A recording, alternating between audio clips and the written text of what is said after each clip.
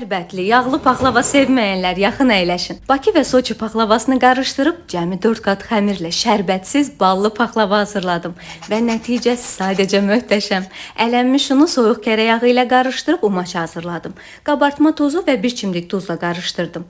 Üzərinə yağlı xama və 3 yumurta sarısını əlavə edib qatlayaraq toplayıb xəmir hazırladım. Xəmiri hələlik soyuducuya qoyub içliyini hazırlayıram. Qoz ləpəsi, şəkər tozu, hil, darçın və yumurta ağını qarışdırdım. Xəmiri 2 böyük və nisbətən 2 kiçik hissəyə böldüm.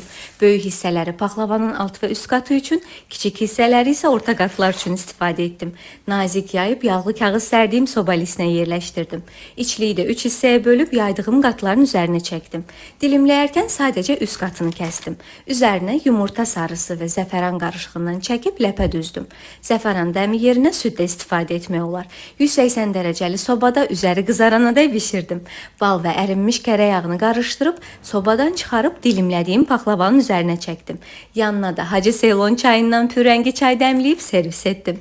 Mən bu ləzzəti çox sevdim. Sizə də hazırlamağı canı könüldən tövsiyə edirəm.